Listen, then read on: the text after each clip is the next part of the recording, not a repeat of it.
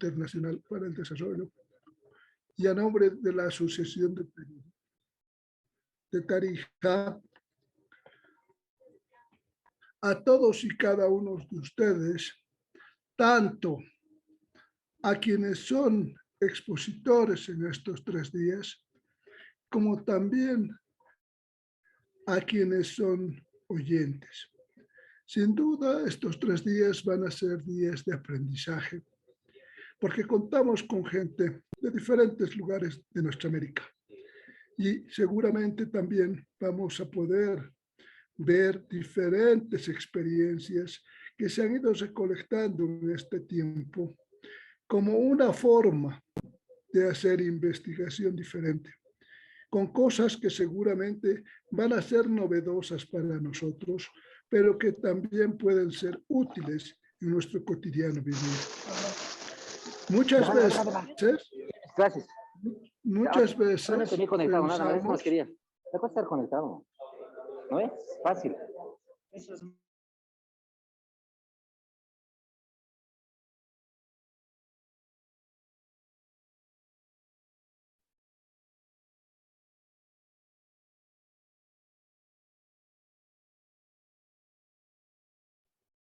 sin embargo, es importante decir que la investigación no es complicada. La investigación es un proceso cotidiano que nos toca vivir. Y lo único que hacemos en la investigación científica es sistematizar eso que nos va pasando cotidianamente. Hemos trabajado arduamente un grupo de profesionales para presentar este evento que sin lugar a dudas va a ser un evento que pretendemos llegue a colmar sus expectativas, pero por sobre todo a enseñarles a aprender. A nombre mío y a nombre de todo el equipo que ha trabajado conmigo, quien les habla, Álvaro Murillo Guzmán, quien es el coordinador de este evento, quiero darles la mano.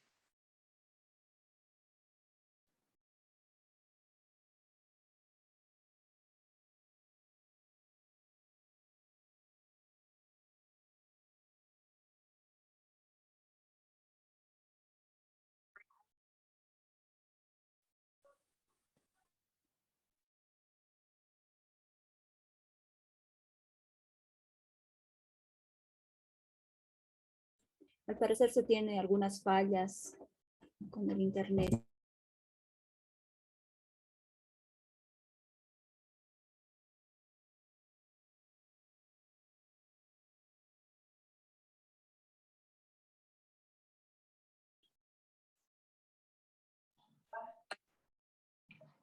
Bien, ¿y usted? Ya, sí, ya. Ay, Felipe.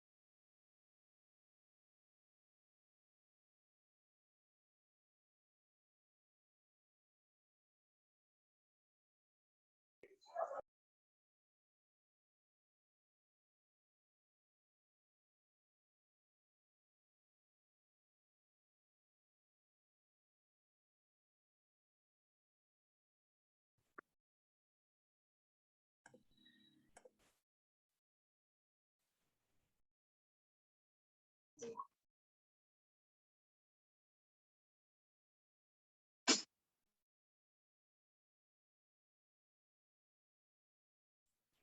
favor, pedirles que mantengan apagados sus micrófonos hasta el momento de las preguntas.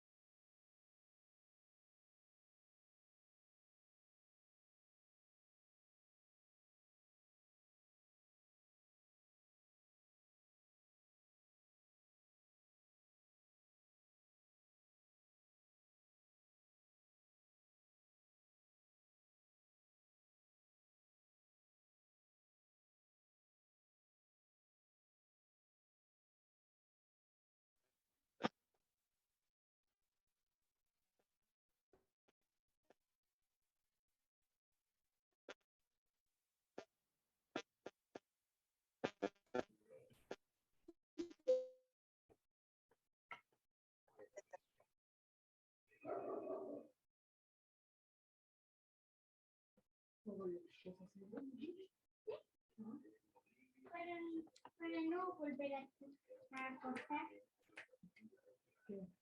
Licenciado, ya lo podemos ver y puede continuar para empezar la presentación de los expositores de esta noche. Licenciado Álvaro Murillo. Muchas gracias y mil disculpas, por favor. No sé si es en todo lado, pero en Bolivia andamos con bastante problema en cuanto respecta al Internet. Ahora mismo se ha caído el sistema y hemos tenido que parar. De todas maneras, bueno, la tecnología siempre resulta siendo de esta forma y yo pido mil disculpas. Y bueno, vamos a continuar con la presentación que había iniciado hace unos minutos atrás. Yo quería decirles que el sistema de la sesión de cada uno de estos 3 días va a ser el siguiente. El primer día, o sea hoy, vamos a tener 3 expositores. Mañana vamos a tener 4 expositores y pasado vamos a volver a tener 3 expositores. Después de cada 20 minutos de exposición, vamos a hacer una ronda de preguntas y respuestas a los expositores de parte de la gente que quiera participar y hacer su correspondiente pregunta, ¿no? Entonces, bueno, fundamentalmente es la hermenéutica que hemos definido para este evento.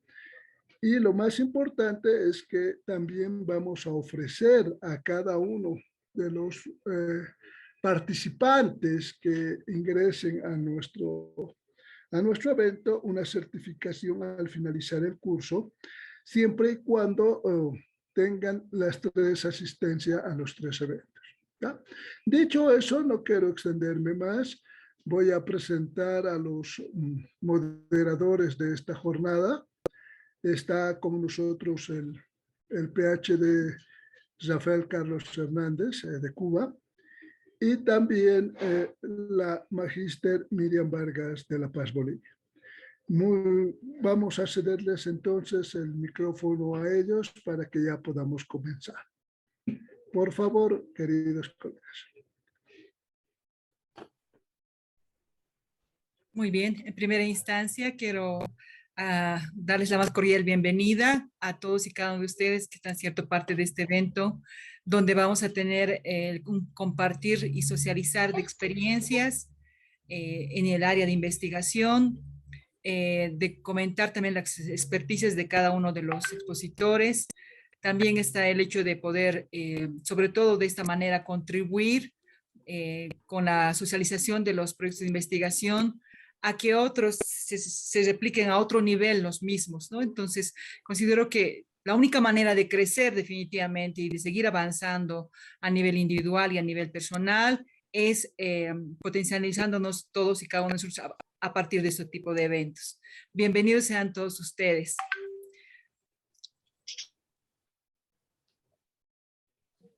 Bueno, vamos a iniciar con la presentación de de nuestra primera expositora. Me voy a permitir presentarla.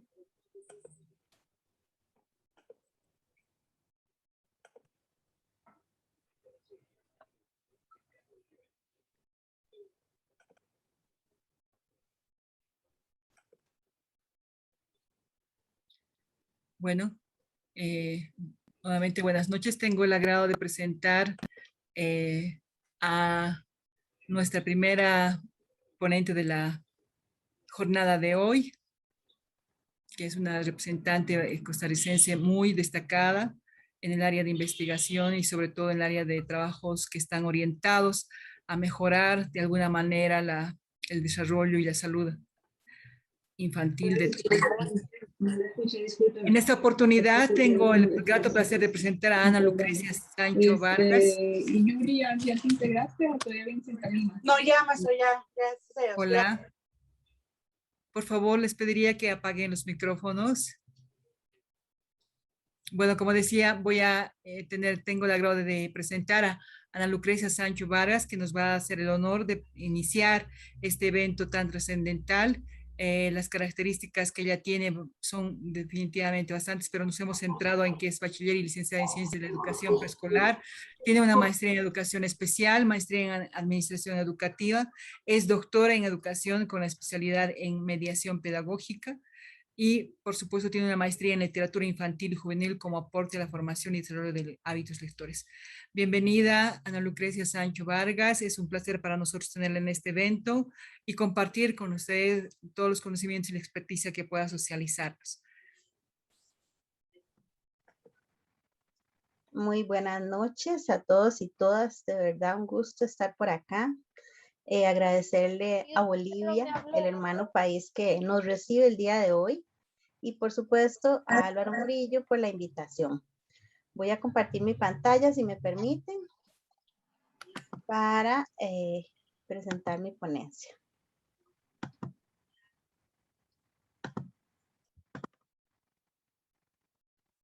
Okay.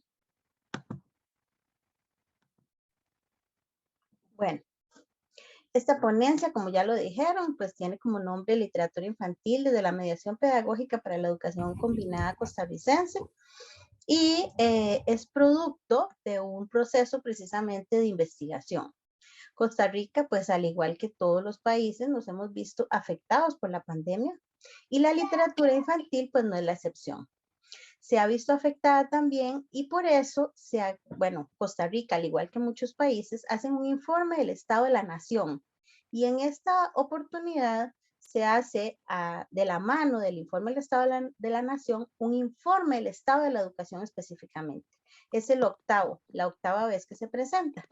Y en este informe se revelan datos sorprendentes relacionados especialmente con la continuidad de la educación, porque ha tenido sus variabilidades, con la alteración de los procesos regulares, pues para todos es bien sabido que la educación venía con un sistema presencial. El año pasado, pandemia, inició 2020 con educación totalmente virtual, totalmente en la casa. Y este año Costa Rica, al igual que muchos países, pues tiene una mediación pedagógica combinada. Entonces, eso ha hecho y se ha demostrado a través de este informe que vamos a ver una disminución de las habilidades lingüísticas. ¿Qué es lo que buscamos nosotros y qué es lo que busca el informe del estado de la educación? Fortalecer las competencias lectoras. Se ha comprobado a través de este estudio, de esta investigación que se ha realizado, que hay una necesidad urgente de fortalecer la competencia lectora, especialmente en los próximos años, y que esto debe ser base para la educación, base para todos los que formamos parte de un sistema educativo y uno de los ejes medulares de las políticas educativas y las políticas curriculares de todos los países, incluido el nuestro. Especialmente yo voy a referirme a primera infancia porque yo trabajo en el Departamento de Educación de la Primera Infancia del Ministerio de Educación Pública. La idea precisamente de esta ponencia es compartir con ustedes la importancia de fortalecer estas habilidades lectoras desde los niños y niñas de primera infancia y cómo en ese proceso de mediación pedagógica para la educación combinada se pueden desarrollar estas habilidades.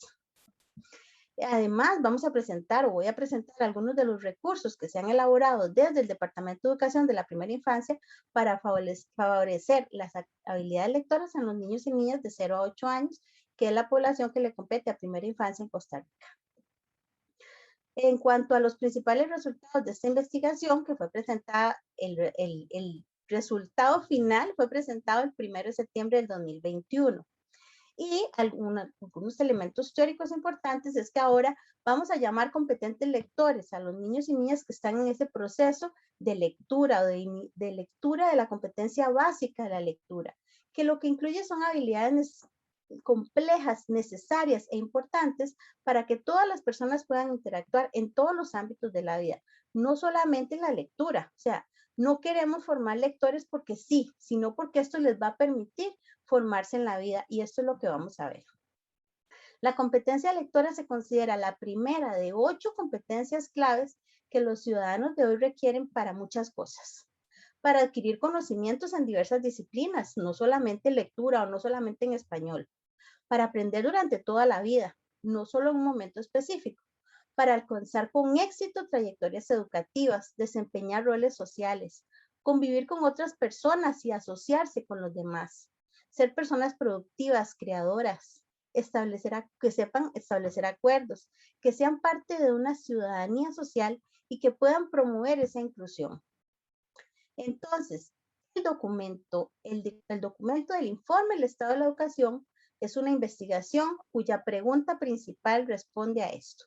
¿Por qué el desarrollo de la competencia lectora debe ser el principal eje de atención inmediata del sistema educativo y una prioridad de la política pública en los próximos años? No solamente en el presente, sino en los próximos años. Debemos considerar que la lectura puede desempeñar 2 papeles en los procesos de aprendizaje, uno exitoso y otro no exitoso. Si es exitoso ese proceso, va a facilitar el progreso escolar de los estudiantes y el desarrollo de todo su conocimiento y su potencial.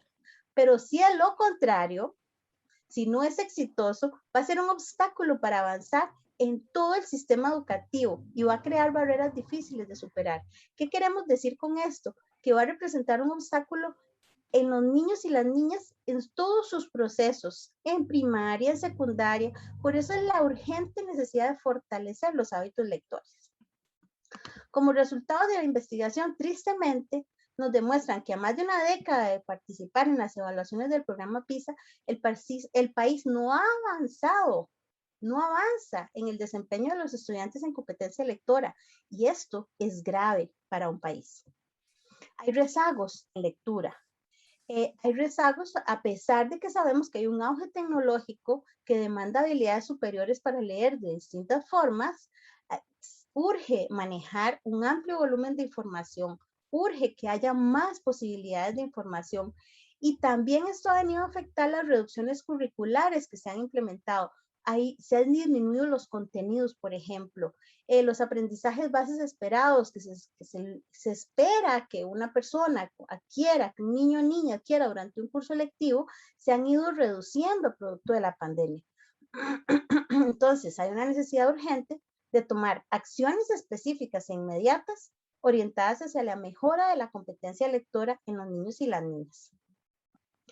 ¿Qué es lo que necesitamos? Mejorar el desempeño de los niños y niñas en las áreas, en diferentes áreas, para que desarrolle competencias matemáticas, científicas, digitales, que se pueda potenciar un continuo aprendizaje y que eso finalmente va a permitir desarrollar competentes lectores. Ese es el nuevo concepto al que se refiere, no es lector, es un competente lector, porque va a desarrollar diferentes competencias, no solamente la lectura, sino que a través de la lectura va a desarrollar muchas habilidades y muchas competencias. Estas evaluaciones PISA revelan que si bien las diferencias en el rendimiento académico se han reducido entre hombres y mujeres, ha aumentado en áreas de matemática y ciencias en contra de la mujer. Y esto también es algo que nos ha venido a llamar la atención. Para aprovechar este potencial es fundamental mejorar los hábitos, estrategias y actitudes hacia la lectura. Aunque los estudiantes dicen que son buenos lectores, cuando se les preguntó a los jóvenes, a los niños y las niñas, ellos dicen que sí, sí, que son muy buenos lectores. Seguro porque leen mucho Facebook, y cuando se cae Facebook ya no hay nada que leer. Y cuando se cae WhatsApp ya no hay nada que hacer. Pero esto nos ha demostrado que ellos no son buenos lectores, que son lectores apenas principiantes, ¿verdad? Y esto ha sido parte del producto y resultado de la investigación. Los hábitos y actitudes de las y los lectores se dice que son maleables, que pueden cambiar de un momento a otro y que también necesitamos docentes, personas docentes que sean lectores activos. Necesitamos que las y los docentes lean, porque esto ha demostrado que los niños y las niñas que ven a sus docentes leyendo van a motivarse hacia la lectura. En el informe del Estado de la Educación del 2019, los resultados de los docentes que no leen son sorprendentes, asustan, ¿verdad?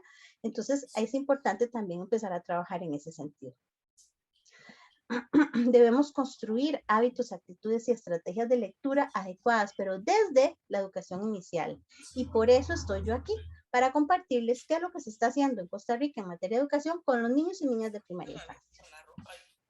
Urge, se ha comprobado que se han venido a producir muchos materiales complementarios que se refieren directamente a la lectoescritura, pero tanto en aprender a leer en primer y segundo año del primer ciclo, como en leer para aprender, que es lo que se refiere a cuarto grado, ¿verdad? Sobre aprender a leer en preescolar prácticamente no hay nada. Sobre promoción de lectura no hay nada. Entonces es importante que se venga a trabajar en este sentido. También es importante saber que hay una lectoescritura inicial que debe venirse reforzando en los niños y niñas de primera infancia y de primaria, porque hay pocos contenidos que se están desarrollando. ¿Cuál es la propuesta de transformación curricular que ofrece el Ministerio de Educación Pública? Y esto es importante que lo veamos. ¿Qué es lo que ofrece Costa Rica desde la política curricular? Costa Rica implementó a partir del año 2020 una transformación curricular. Quizás cuando los documentos de transformación curricular se empiezan a generar en el año 2015, 2016, nunca nos imaginamos que la transformación curricular se iba a dar precisamente en el año de pandemia, o sea, en un año de transformación para todos y todas. Entonces, se genera esta política educativa, se genera una mediación pedagógica para la educación combinada que, como les dije anteriormente, pues busca precisamente ese enlace entre la presencialidad, la virtualidad, y tenemos familias que no envían a sus hijos a las aulas todavía, que prefirieron optar solamente por la virtualidad. Entonces tenemos que atender a sus diferentes grupos. La política de transformación curricular está basada en habilidades. ¿Qué son habilidades? Capacidades aprendidas por la población estudiantil que va a utilizar para enfrentar situaciones de la vida diaria. Y quizás esto es uno de los puntos más valiosos de la política de transformación curricular. Costa Rica lo que quiere es que los niños y las niñas, las y los jóvenes desarrollen habilidades para la vida y no solamente para un curso lectivo, no solamente aprendan para un año, que aprendan una materia, sino que aprendan para la vida, que desarrollen sus conocimientos, que se apropien de sus conocimientos para crear propios aprendizajes. Esto va a estar basado en 4 dimensiones, llamadas maneras de pensar, formas de vivir en el mundo, formas de relacionarse con otros y herramientas para integrarse al mundo. Pero esto lo más interesante es que Costa Rica lo está trabajando desde preescolar hasta el 4º ciclo de la educación diversificada. Y también esas 4 dimensiones van a estar enlazadas con 13 habilidades. Esas 13 habilidades se ven en cada una de las 4 dimensiones y son la forma específica en que se van a desarrollar estas acciones para desarrollar precisamente las habilidades para la vida. Entonces, ¿qué es lo que está haciendo mi país? En Costa Rica se está pasando de un modelo pedagógico tradicional hacia un proceso de transformación curricular. Y esta transformación curricular lo que nos va a permitir es desarrollar precisamente esas habilidades para la vida. Es ese proceso. Es ese Por favor, proceso. pedirles unos segunditos, vamos a desactivar el audio. Por favor, controlen sus audios, interrumpen la exposición.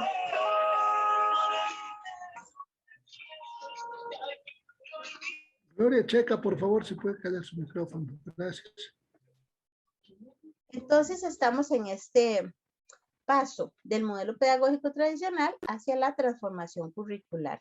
que es precisamente un intercambio de procesos cognitivos y pedagógicos.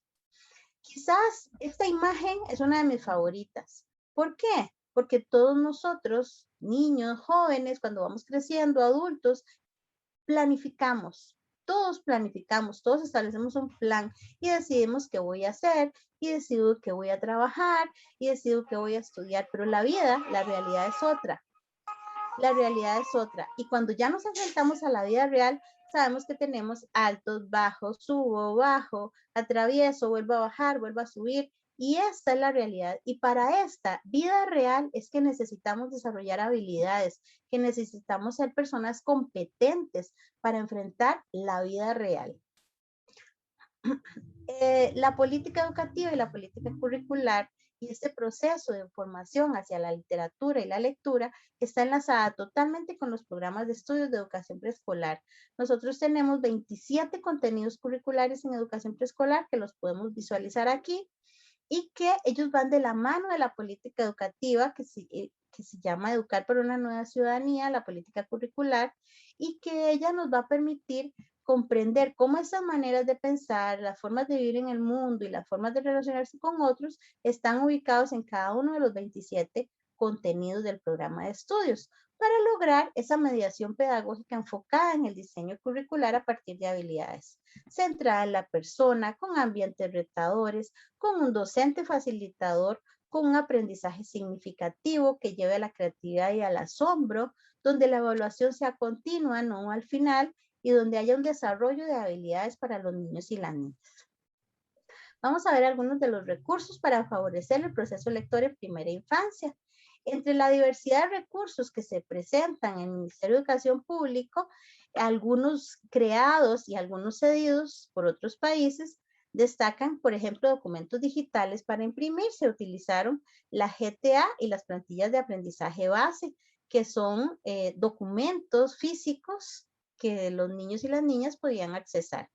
Tenemos las series de televisión y videos nacionales e internacionales, como por ejemplo Plaza Sésamo Internacional, Aprendo en Casa Nacional, porque ahí aprendo en casa primera infancia, aprendo en casa primaria, aprendo en casa secundaria. Aquí me refiero específicamente a aprendo en casa primera infancia.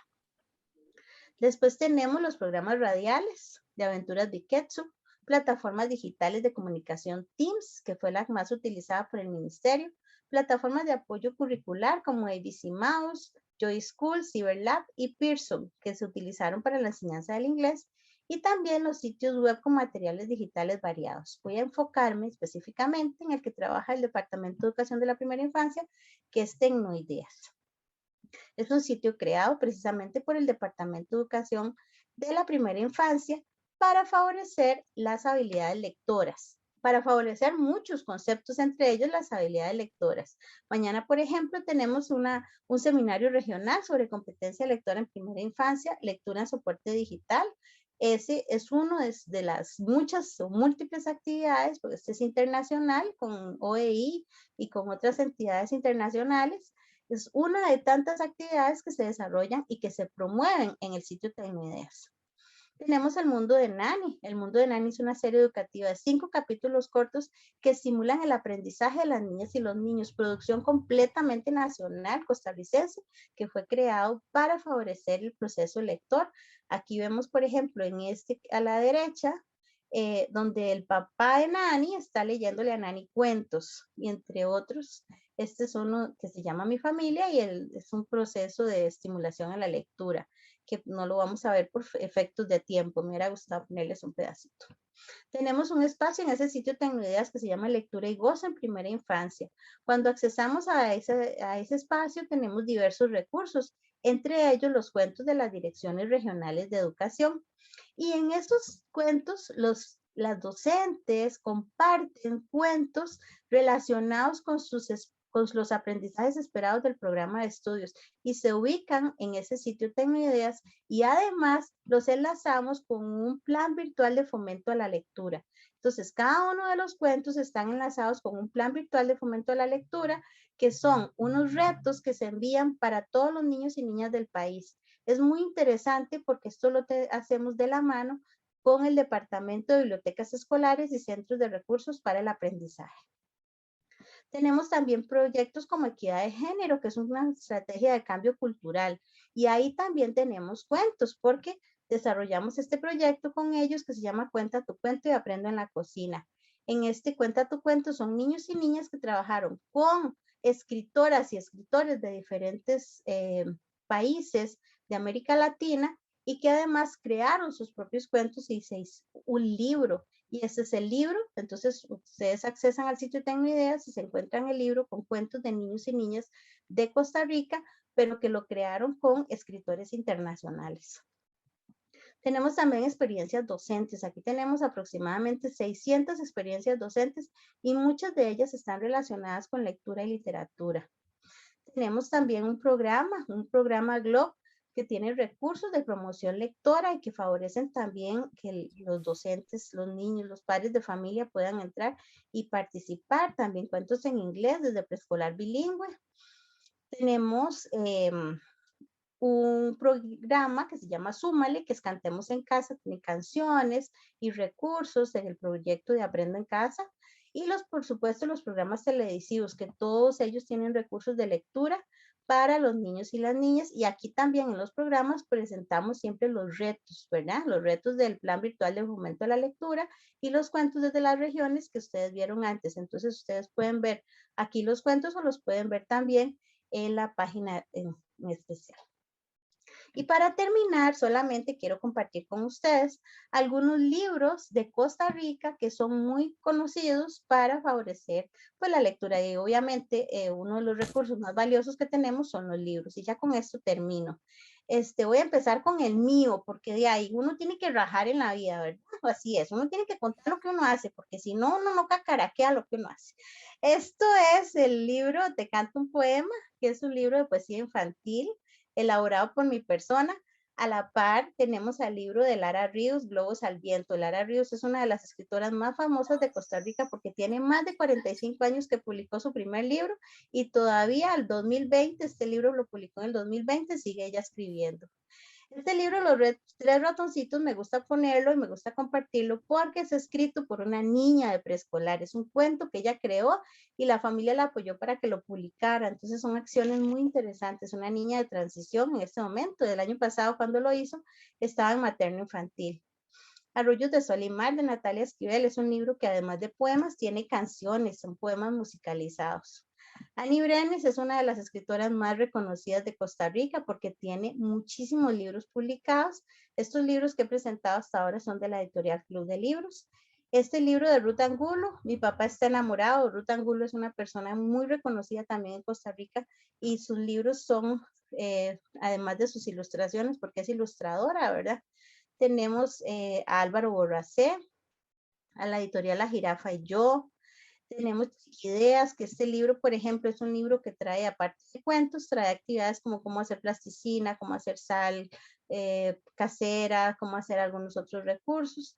Colorindo, libros de cuentos, Pedro la hormiga que salió de la fila, Los celajeros, de Evelyn Ugalde, Querido diario de Annie Brenes, Descubriendo raíces. Este libro me encanta compartirlo, de Oscar Brenes, porque son cuentos de niños originarios de Costa Rica, de las poblaciones indígenas, así como para dejarlos antojados de un poco de la literatura que se escribe en Costa Rica.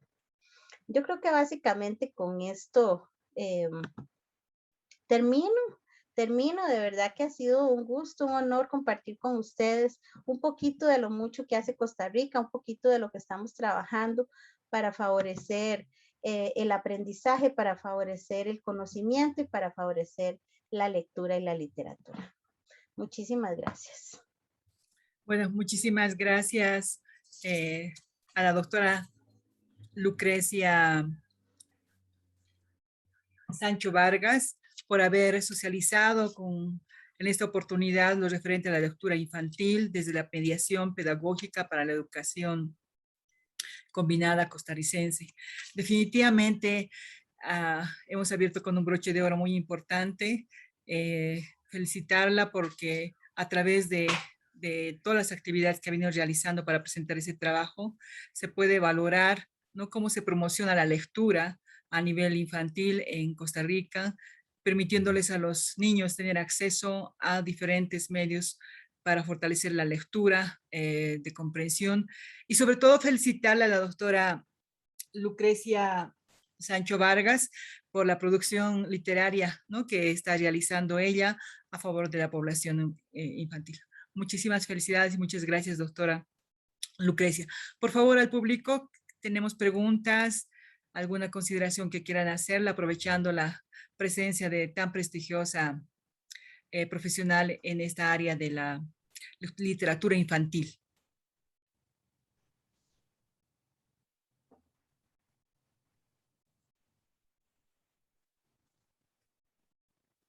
A ver, vamos a revisar en el chat. Doctora Lucrecia, todas le están felicitando por la excelente ponencia que tuvo sobre lo que es la literatura infantil desde la mediación pedagógica para la educación combinada costarricense. No tenemos preguntas hasta ahora, todos son felicitaciones.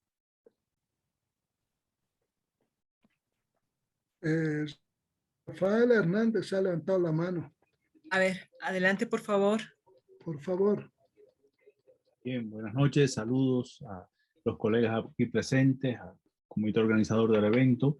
Un placer estar compartiendo con ustedes. He disfrutado, al igual que todos acá en la sala, de la exposición de nuestra colega, la doctora Lucrecia. Venían a mi mente palabras de un destacado pedagogo cubano, José Martí, que es pedagogo de nuestro continente, que es un pedagogo del mundo, cuando expresaba que saber leer es saber andar. Y evidentemente hay que reconocer el trabajo, sabemos, tesonero, motivador de la expositora, y también reconocer al equipo de personas que la rodea, que ha permitido que se trabaje de esa forma sistémica, organizada, con una logicidad, digamos,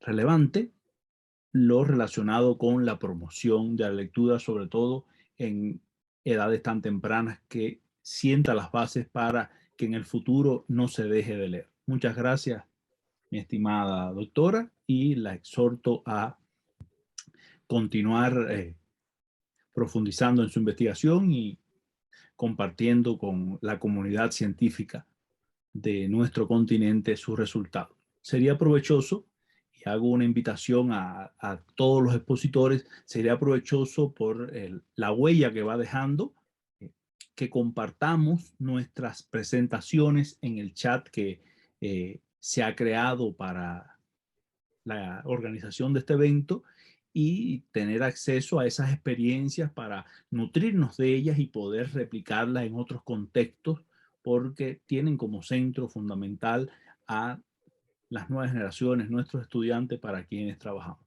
Reitero mis felicitaciones, muy complacido de haberle escuchado.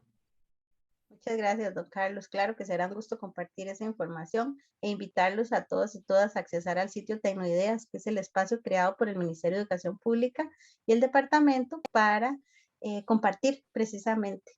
Desde cualquiera de sus países pueden accesar y compartir esa información con los niños y las niñas, los docentes de sus países. Muchas gracias.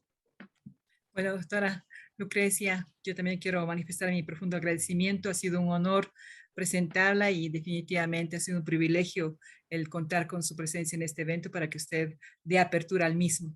Será hasta una próxima oportunidad. Muchísimas gracias y siga definitivamente en la labor que está haciendo en favor de la literatura infantil.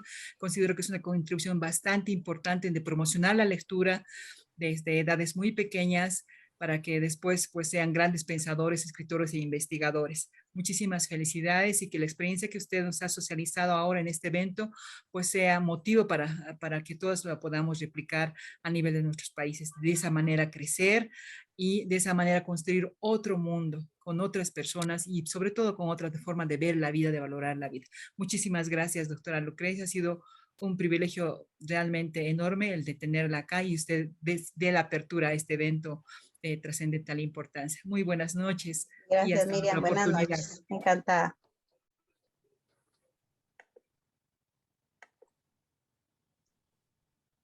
Bien, continuamos con el ciclo de exposiciones planificado para la jornada de hoy. Permítanme introducir al próximo expositor. Resulta un honor para mí hablarles de quien ha sido el inspirador de estos encuentros. Recordemos que estamos en nuestro segundo intercambio, al magíster Ruiter Álvaro Murillo Guzmán, quien desde su formación del pregrado como licenciado en Ciencias de la Comunicación Social de la Universidad Católica Boliviana ya se inclinó por la investigación y por difundir la ciencia desde su contexto.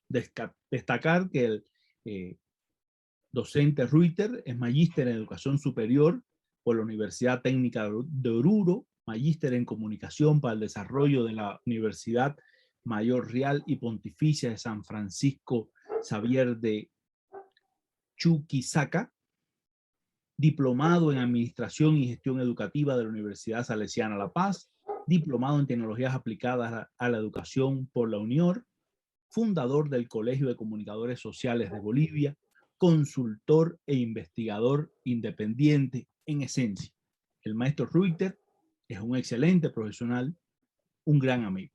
Hoy nos deleitará con su aporte, con su investigación que lleva por título Los títeres como recurso para mejorar la educación primaria nocturna en la ciudad de Oruro. Sin más, cedemos la palabra a nuestro expositor. Bienvenido nuevamente. Bien, muchísimas gracias a todos y todas. Quiero primeramente agradecer a quienes han hecho posible este evento y fundamentalmente a ustedes por estar presentes aquí en este evento de significancia para todos y cada uno de nosotros.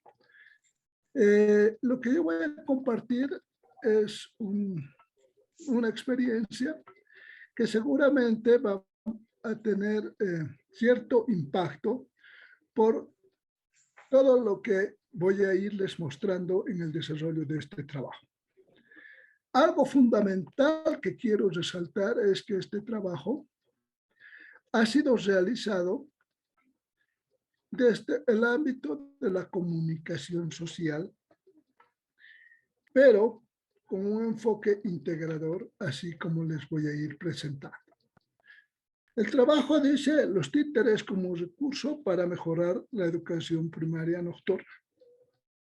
Y es importante hablarles de esto porque nos permite a nosotros mirar un poco más allá de lo que realmente necesitamos a la hora de entrar al aula. Y es justamente que en muchos de los casos no tenemos la posibilidad de identificar a nuestros estudiantes. Esta es una dificultad que se vuelve mucho más compleja cuando se trabaja con niños, con jóvenes o con adultos que están en desventaja educativa. ¿Y por qué digo desventaja educativa? Porque están en la escuela nocturna, ¿no? Es decir, no van a la escuela formal diurna, ¿ya? ¿Eso qué genera? Eso genera una especie de descontextualización de la educación formal, ¿no? Y en ese sentido es importante aclarar que este trabajo se ha desarrollado a partir de una experiencia de la educación juvenil alternativa. En Bolivia, todavía, pese a que ha habido una reforma educativa y que tenemos una nueva ley de hace más o menos 10 años, que es la ley Avelino Signani número 070, ¿no? No ha cambiado del todo la educación y seguimos tropezando con algunas dificultades. Una de esas dificultades es justamente que no se ha podido subsanar ciertas dificultades de enseñanza y aprendizaje en estos niveles de educación primaria. Como decía Lucrecia en la anterior intervención, es muy importante formar a los seres, a los individuos para la vida. ¿Y cómo formamos a los individuos para la vida? Simple, haciendo que ellos se entretengan, pero que aprendan. Y esta ha sido la idea más o menos concebida de este trabajo de investigación, ¿no? Entonces, a partir de ello, es importante ir marcando lo que les voy a ir mostrando. El problema que hemos planteado en la investigación consistía en saber cuál era la probabilidad de que mejoren los procesos comunicativos interpersonales y grupales en los procesos de enseñanza-aprendizaje de los educandos comprendidos dentro del programa de educación juvenil alternativa de las escuelas nocturnas de la ciudad de Oruro por la elaboración, uso y manejo de los títeres como instrumentos mediadores. El objetivo central consistía en analizar si la elaboración, uso y manejo de los títeres mejoran los procesos comunicativos de los niños, jóvenes y adultos en los procesos de enseñanza-aprendizaje en la escuela nocturna. Si ustedes se fijan, está enfocado al área de mi dominio, que es la comunicación social. Y los títeres, al ser una estrategia didáctica, también son parte de los procesos de comunicación, ¿no? Entonces, es importante mostrar también desde esa visión los objetivos específicos. Primero teníamos que determinar la pertinencia y viabilidad de los títeres como instrumento mediador pedagógico que genere refuerzo y potencie la comunicación interpersonal de los alumnos en el aula como un indicador de avance cualitativo en la educación. El segundo aspecto era de determinar si el contenido expresado por los títeres influía en la calidad de los procesos comunicativos en el aula. Para eso, se ha trabajado en un marco contextual referido a la escuela nocturna y se ha tomado a 5 escuelas nocturnas de la ciudad de Oruro, ¿no?, ubicadas en diferentes zonas de la ciudad. Estaban 2 en el norte, 1 en el noreste y 2 en el sur, ¿no? ¿Por qué se había considerado estas escuelas nocturnas? Porque eran las que tenían la mayor cantidad de estudiantes, ¿sí? Y el promedio de estudiantes en cada grado más o menos llegaba hasta 8 a 10 estudiantes, pero si hacíamos todo el ciclo primario llegábamos hasta 30 a 40 por curso, ¿no? Hemos trabajado con 118 niños y jóvenes y adultos, ¿no? Y estas escuelas realmente sufren mucha falta de infraestructura, inclusive falta de ambientes adecuados para el proceso de enseñanza-aprendizaje. Y encima que muchas de estas clases que han sido impartidas por los maestros se han vuelto tradicionales, ¿no? Entonces, la idea de esto era romper con la idea de la escuela tradicional y meter los títeres para ver qué ocurría, ¿no? La metodología que hemos trabajado ha sido una metodología mixta, donde hemos utilizado métodos cualitativos y métodos cuantitativos. Y hemos visto en los métodos cualitativos la observación de campo, el análisis de contenido, y en los métodos cuantitativos hemos visto la encuesta, ¿no? Los instrumentos que hemos utilizado han sido la ficha de observación, la ficha sociocultural, la ficha socioafectiva, la misma técnica del teatro de títeres, ¿no? Una ficha de evaluación para alumnos, otra ficha de evaluación para docentes.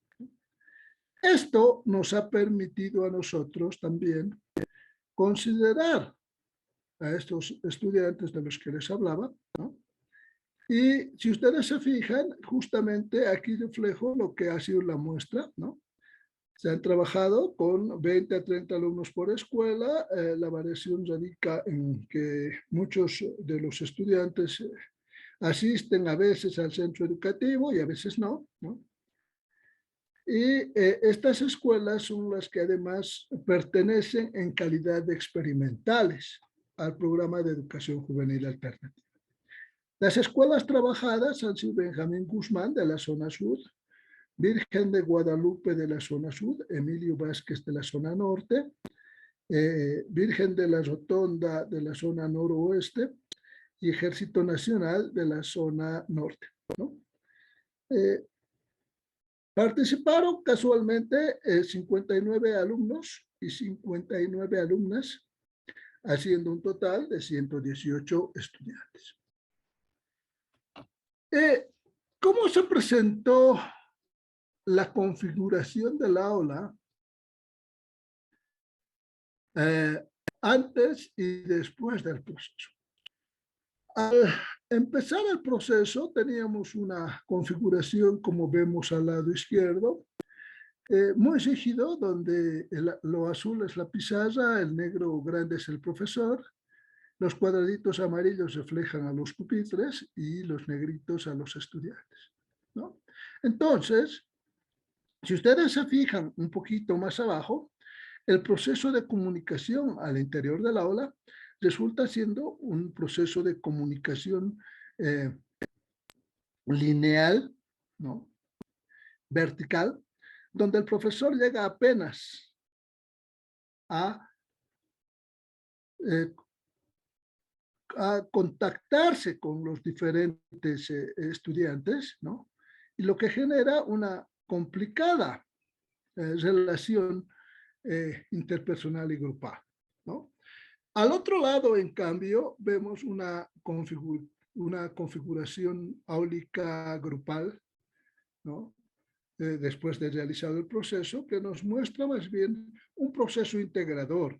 Lo azul es la pizarra, lo morado grande es el profesor, y aquí se han juntado pupitres y se han formado grupos, como se puede ver, ¿no?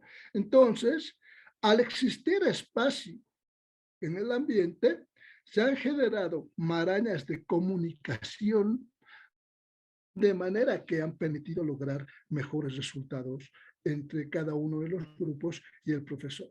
El profesor, al tener espacio para desplazarse, ha sido capaz de poder interactuar de manera más fluida con cada uno de los compañeros y con cada uno de los estudiantes, y ha ido también reforzando y mejorando sus aprendizajes. Antes del proceso, se ha establecido un diagnóstico y se ha constatado que existía apenas un 26% de personas que hablaban con fluidez, sin temor y con riqueza lingüística.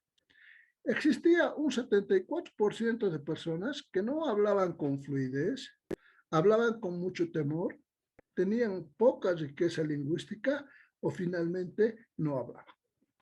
Después del proceso se volvió a hacer el diagnóstico y una evaluación, y luego de realizadas las operaciones probabilísticas, se logró un incremento de 31% en solo 6 meses, lo que significa que después del proceso, un 56% mejoró sus procesos comunicativos al interior del aula. ¿En qué se trabajó? Se trabajó habilidades mentales cuando se les pidió a los estudiantes que imaginen cómo van a hacer sus muñecos o qué van a hacer sus muñecos. Se trabajó habilidades manuales cuando se les indicó que pueden construir sus muñecos. Aquí cada uno de los estudiantes tenía la posibilidad de elaborar y de construir su muñeco, ¿no? El siguiente aspecto fue el de la comunicación y de la expresión. Aquí fue importante la relación que se estableció entre los diferentes grupos para elaborar sus muñecos. Se realizó un proceso integrador porque cada uno de esos grupos que hemos visto anteriormente tenía ciertas cosas que el otro grupo no tenía. Entonces, los que no tenían que recurrir a los que tenían. De ahí rompíamos esos procesos de timidez, esos procesos de falta de comunicación, porque por la necesidad tenían que irse a prestar de los otros. Se trabajó procesos de lectoescritura también, ¿no? Es decir, tenían que leer y tenían que escribir alguna historia para poderla presentar en su exposición. Se trabajó la memoria porque muchos de ellos necesitaban aprender parlamentos para poder después hacer hablar a sus muñecos. Seguidamente, se trabajó también la improvisación, porque ya a la hora de hacer la presentación de sus muñecos, muchos de ellos olvidaban los parlamentos, pero por no quedarse callados debían improvisar. Creatividad, porque la única forma de sacar adelante sus trabajos era creando ideas, creando muñecos, creando personajes, creando discursos, etcétera, que enriquezcan a todo su desarrollo de presentación de sus muñecos. Seguidamente, ya se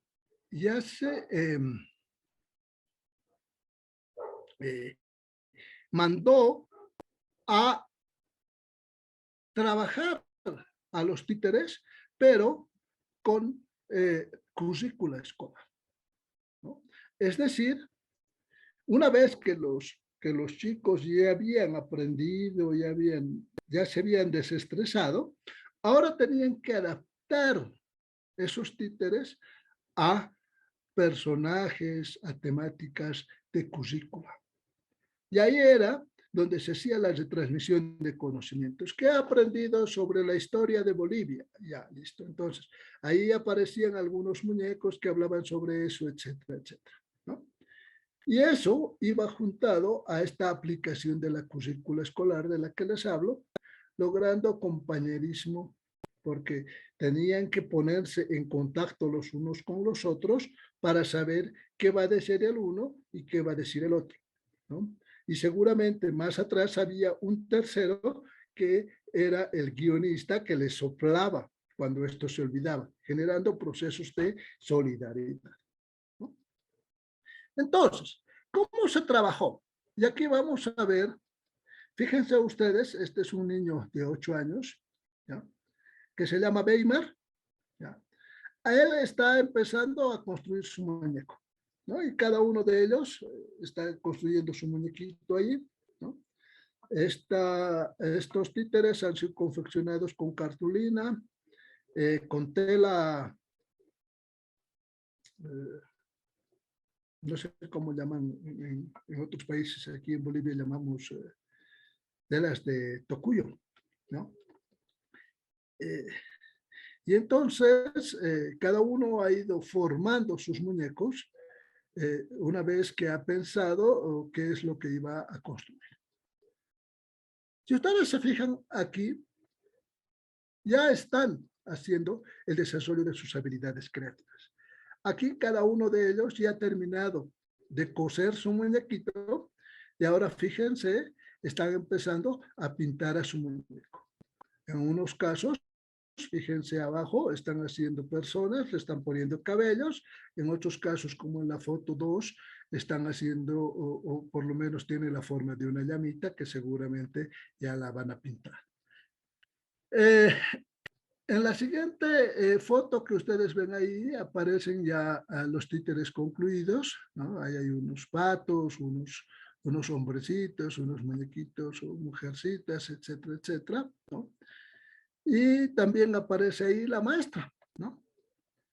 Estos ya son los títeres concluidos, ¿no?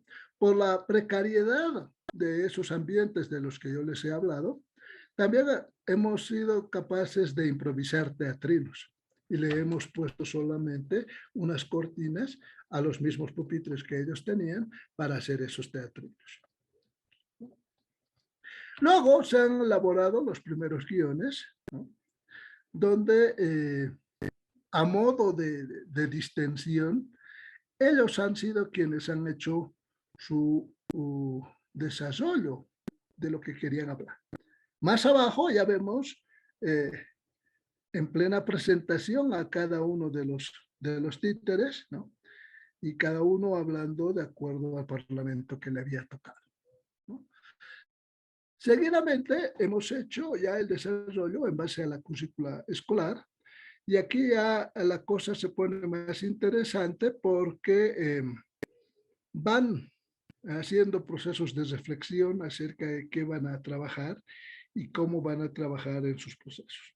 Si ustedes se fijan en esta foto, y esta foto es muy importante, aparecen dos señoras que están al lado derecho. Estas señoras, junto a los otros niños, son personas que pasan clases en el primero de primaria.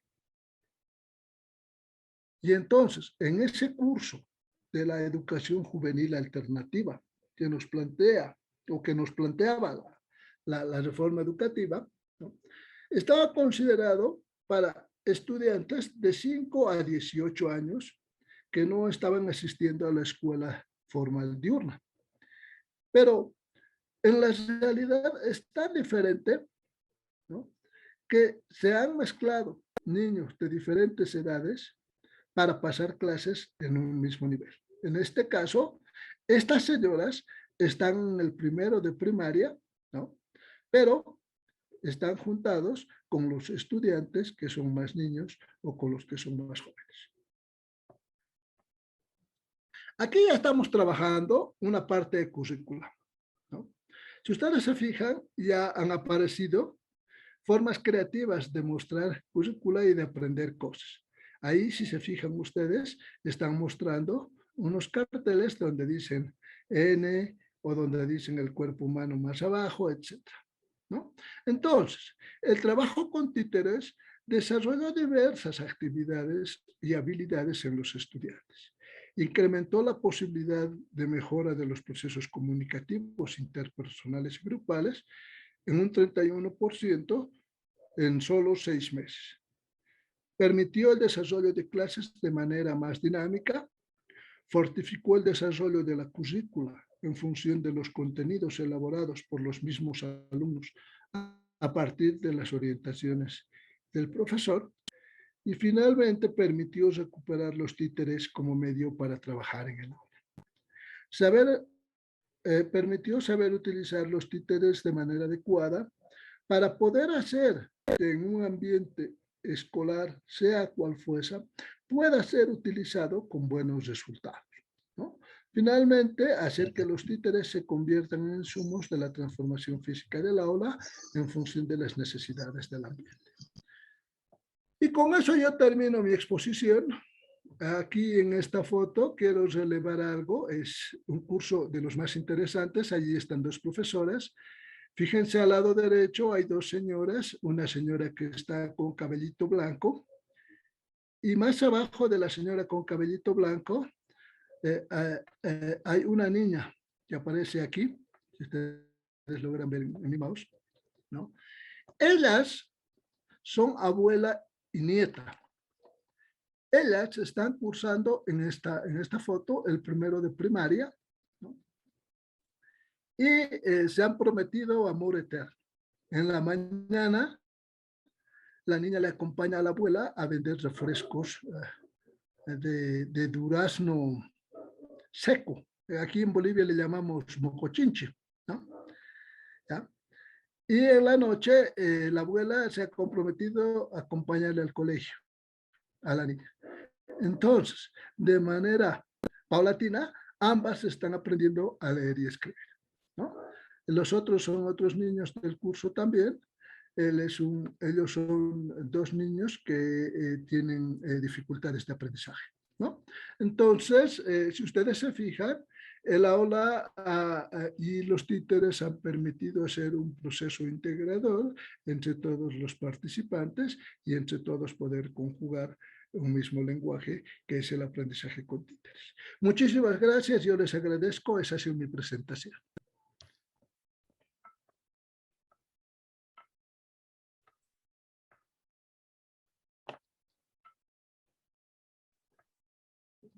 Muchas gracias, maestro Álvaro, por compartirnos esa experiencia tan interesante.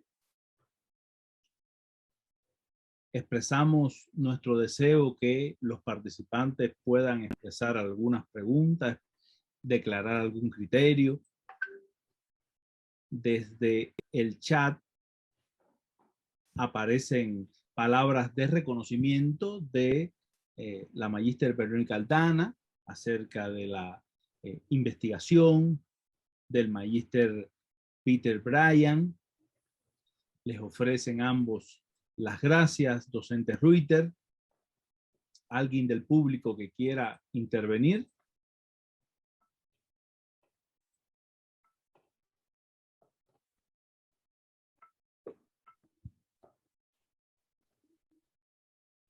Tal vez si me permites, don Carlos.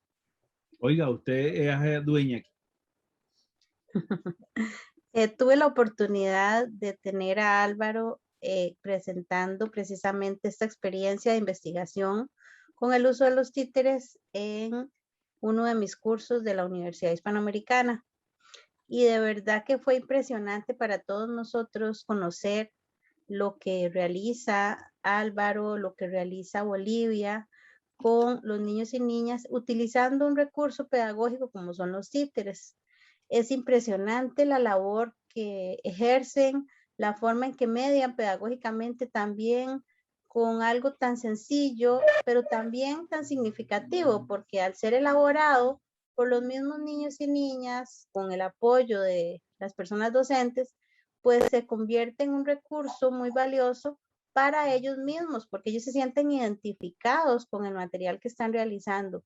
Entonces, ese recurso de apoyo pasa a ser algo muy significativo. Y eso es lo que nos habla Usubel del aprendizaje significativo, precisamente, ¿verdad? Ese aprendizaje que se está logrando con el uso del recurso, los títeres, es un aprendizaje significativo y que marca y que significa y que obtiene muchos significados desde la expresión oral, la comprensión oral y, por supuesto, todo ese bagaje de conocimientos que han adquirido los chicos con esta experiencia de Álvaro. De mi parte, Alvarito, felicitarte de verdad, de corazón, y agradecerte el querer compartir con todos nosotros tu experiencia.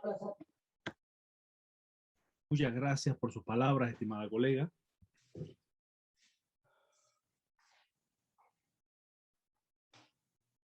¿Alguien más quiere compartir su criterio?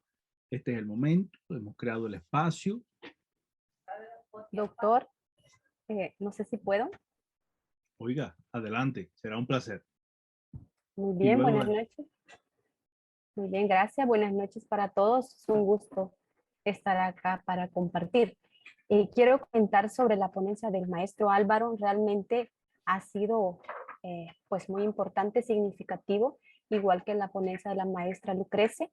De hecho, el recurso de los títeres ahora lo podemos contextualizar con los espacios virtuales que podemos también facilitar. A veces decimos necesitamos tener a los estudiantes presencial, pero yo sé que a nivel mundial tenemos una problemática y que nos permite, por ejemplo, aprovechar los recursos tecnológicos y por qué no poder poner en práctica este recurso que es tan importante y que a todos los niños, si nosotros les preguntamos, quizás no va a haber un niño que nos diga que no le guste el usar los títeres en los diferentes contenidos, ¿verdad? En los diferentes procesos de enseñanza. Así es que quiero felicitar de manera especial al maestro Álvaro por su ponencia porque realmente nos está como motivando, incentivando a tener esa variedad, ¿verdad? La manera de cómo, de esos recursos, de cómo retomarlos y pues nosotros adaptar a los contextos que tenemos actualmente en los diferentes países, ¿verdad? Y dar lo mejor en los procesos de enseñanza. Así que muchas felicidades, maestro. Muchas gracias. Muchas gracias, estimada Verónica, por su criterio. El compañero Daniel ha levantado la mano, quiere expresar su opinión. Buenas noches, muchas gracias por la oportunidad de participar en este segundo encuentro, a lo cual aprende y lo hace a uno desaprender y enamorarse de ser profesor. Recuerda eso que es lo fundamental y que debemos seguir haciendo que la vocación, el compromiso, la ciencia, el conocimiento y la conciencia fortalezcan nuestro quehacer docente independientemente del sistema educativo en el que estemos y a pesar de la lumpenproletarización que el sistema neoliberal nos ha puesto a muchos docentes, sea el profesor horario, pues muchas gracias por estas ponencias y que profesor que no lee es profesor que es un reproductor de conocimientos. Muchas gracias por enamorarnos con estas ponencias que les recuerdan a uno la frase que el maestro José Martí dijo en la Escuela Normal Central para Varones de Guatemala: y me hizo maestro, que es hacerme creador. Gracias, buenas noches. Muchas gracias, compañero Daniel. Palabras vigentes y por compartir su pensamiento. Ya decía yo que José Martí es el maestro, es uno de los maestros de nuestro continente. Bien, desde el chat continúan las intervenciones, felicitaciones de parte de Lidia Campos, de Jorge Rivero, exaltan la exposición, el alcance de la investigación. Guadalupe Hernández también se suma a las felicitaciones. Luis Jaramillo, de igual forma. Rosario Colque, Dori Chávez, Eri Silva, Alondra Sánchez. La compañera Morena Guadalupe hace una petición, evidentemente lo necesitamos todos porque nos motiva el aporte que hemos ido observando hasta el momento y quedan todavía jornadas interesantes de compartir resultados de la investigación. La compañera Morena Guadalupe pide que si es posible compartir la presentación de las diferentes ponencias. Por supuesto que sí, el conocimiento que se adquiere es para difundirlo y de esa forma socializar el saber. Siguen las felicitaciones para usted, maestro, por su investigación, de Noemí Dayana, de Moris Rodríguez, de Natalia Portillo. Incluso nos dice Natalia Portillo que es necesario poner en práctica la técnica que usted ha expresado porque se constituye como un método de comunicación social. Marcela, Miriam, Osvaldo, Rubén, Margarita, Flor, Silvana, todos ellos expresan sus felicitaciones y su complacencia por haber escuchado el resultado de esta investigación. Muchas gracias a todos.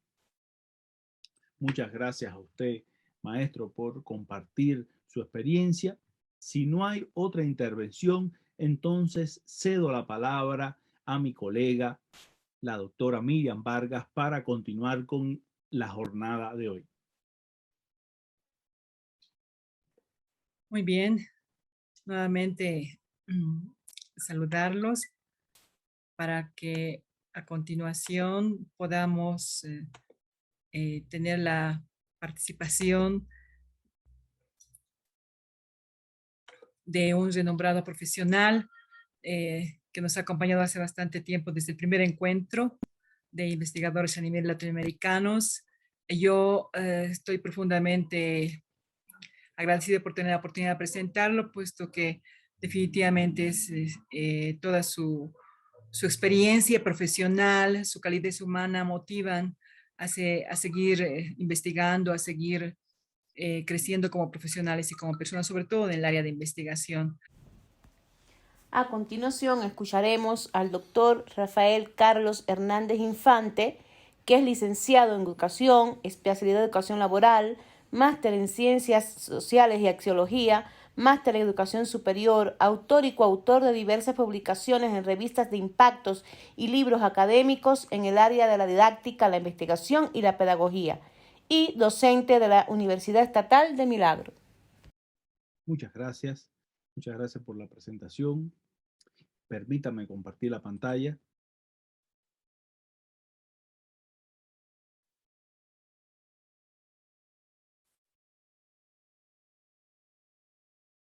¿Me retroalimentan, por favor, si se observa? Sí, se puede ver. Muchas gracias. Bien, esta investigación surge en el contexto de esta nueva normalidad que a lo largo de tantos meses hemos estado inmersos todos. Y se sustenta en esta categoría que ha permitido que continúen los procesos, que el desarrollo educacional no se detenga y que la formación de las nuevas generaciones se manifieste en continuidad, que es la enseñanza remota sincrónica como una alternativa para fomentar el empleo de las normas APA en el contexto de la Universidad Estatal de Milagro, Ecuador. Agradezco al colectivo de colegas que han colaborado con la investigación y destacar fundamentalmente a dos estudiantes que han sido la génesis de este proceso, el estudiante Juan Javier Falcón Vélez y la estudiante María Auxiliadora Hiller Mantilla. Es necesario partir de algunas ideas. Primeramente, hay que tener en cuenta que la redacción científica es la que permite ofrecer a la comunidad, incluso a la sociedad toda, de información que se adquiere acerca de un tema, de un hallazgo o del producto de la actividad del investigador. Este tipo de redacción está supeditada a determinadas normas que establecen los diferentes medios de difusión del conocimiento científico, ya sean revistas, ya sean ponencias que se difunden en congresos, libros y demás medios.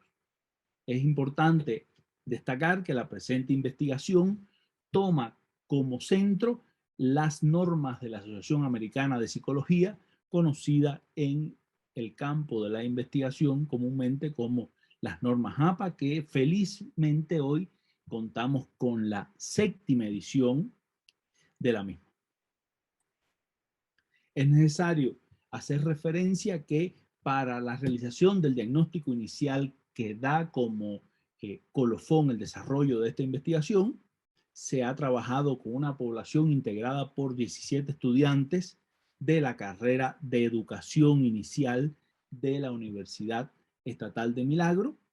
Cabe resaltar que estos 17 estudiantes fueron aquellos alumnos más motivados por el empleo de la norma APA a partir de las exigencias de la propia universidad.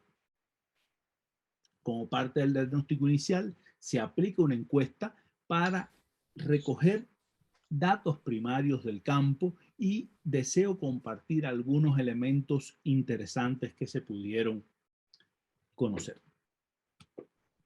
En los estudiantes existía motivación por el empleo de las normas APA, se la exigen sus docentes, demanda la universidad que se apliquen, pero también existía en ellos muchas dudas en cuanto a estas normas. En relación al momento de aplicación de la norma, a la motivación del acercamiento del estudiante a ella, se resalta el deber que se le orienta desde las diferentes materias, pues sus docentes nos encargamos de que cada reporte de investigación esté guiado por esta norma. Sin embargo, también el estudiante se enfrenta a una dificultad. En relación al conocimiento de lo que significan las siglas, evidentemente existía duda, desconocimiento, algún por ciento reducido de los estudiantes que conformaban la población sí tenían una claridad de que las siglas respondían a la Asociación Americana de Psicología, que fue la creadora de la norma, y demás aspectos relativos a esto. Ya indagando en aspectos particulares de la norma, por ejemplo, hablando de las citas textuales, también se revelaba desconocimiento, duda, algún acierto fortuito, porque como dije hace unos minutos, el estudiante se enfrentaba a un problema. todos a su alrededor le exigían que utilizara la norma APA, y estamos hablando de una población de estudiantes que corresponde al tercer nivel de esa carrera. Sin embargo, no se había creado un espacio en ese momento ni en niveles precedentes para enseñarle al alumno la norma APA. Los conocimientos que poseían acerca de la misma se desprendían de su curiosidad, de su motivación y de algún trabajo no planificado ni organizado que desarrollábamos algunos docentes en el contexto del aula. Esto permitió definir el propósito de la investigación. Una investigación que se enfrentaba a un problema en relación con el uso adecuado de la norma, pero el uso desde la visión de la importancia de la norma en sí, que no siempre se comprendía esto con claridad. Por lo tanto, pensamos en elaborar tareas problemáticas desde la enseñanza remota sincrónica para posibilitar. Por favor, pedirles que apaguen sus micrófonos. ¿Sabes qué? En la casa está manejando el cuarto. Voy a hacer poner vidrios en la ventana. En las ventanas. Si le había girado plata para que haga poner vidrios. Para que se case la si algún moderador me ayuda Richard Segarra, por favor, apagar. Bien, bueno, retomamos, no se preocupe, son cuestiones de esta práctica y de la virtualidad. Bueno, el propósito que se planteó la investigación era elaborar tareas problemáticas dentro de la enseñanza remota sincrónica para que se aplicara la norma APA por parte de los alumnos de la carrera de Ciencias de la Educación Inicial, porque es un elemento fundamental el dominio de esa norma, más cuando en el contexto universitario ecuatoriano es aquella que rige la elaboración de informes de investigación, salvo que haya carreras digamos, relacionadas con el campo de la salud, que tiene su norma específica y demás. Fue necesario establecer la metodología de trabajo como parte del proceso de preparación teórica acerca del tema que se investigaba. Se aplicaron métodos de este nivel, como análisis crítica de fuentes, haciendo uso como procedimientos de métodos generales del pensamiento lógico, análisis y síntesis, inducción, deducción, el tránsito del abstracto a lo concreto y lo histórico y lo lógico. Transversalmente se empleó el método hermenéutico para poder conocer, interpretar el significado de las diferentes fuentes consultadas. Demandaba la investigación realizar un análisis teórico al que denominamos esencial. Es decir, ahondar sobre las categorías que estaban relacionadas con el problema que se estaba manifestando en sí y con aspectos importantes de la investigación. En este caso abordaremos dos categorías: la enseñanza remota sincrónica, definida como esa enseñanza virtual que se establece en una interrelación cara a cara, donde se realizan diferentes lecciones a través de videoconferencias, ya sea a través de equipos, digamos, de laboratorio de alta calidad, conexiones de alta velocidad o plataformas que son de acceso abierto a los internautas como Skype, Adobe Connect o Zoom. En el caso de nuestra investigación y por la línea que ha seguido la universidad, empleamos siempre la plataforma Zoom. Felizmente es esta plataforma la que utilizamos también para intercambiar en este evento. También fue necesario ahondar acerca de la categoría tareas problemáticas, analizar el beneficio que tendrían las mismas para insertarlas dentro del proceso de enseñanza-aprendizaje de las diferentes materias. El análisis teórico permitió conocer que éstas posibilitan la búsqueda del conocimiento por parte del estudiante de manera que desempeña el mismo un papel activo en el proceso de su aprendizaje, y este elemento permitiría establecer el vínculo con el contexto sociocultural. Es importante declarar que para la realización de las tareas problemáticas, el docente debe motivar a los estudiantes, debe establecer actividades de búsqueda científica, y de esta manera dichas actividades adquirirían un elevado carácter heurístico y tributarían a que se desarrollara el aprendizaje, pero de tipo significativo. Yo les quiero compartir un ejemplo de las tareas problemáticas que se diseñaron.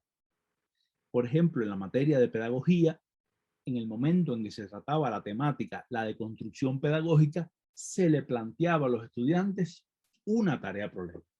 Se les comentaba que el docente de la materia debía revisar los trabajos de ese grupo en particular y que esta actividad debía hacerse antes del examen final de la materia. Se les comentaba que a estudiantes que se destacaban en el uso, en el empleo de las normas APA, se les daba la orientación de colaborar con su docente en función de evaluar los trabajos.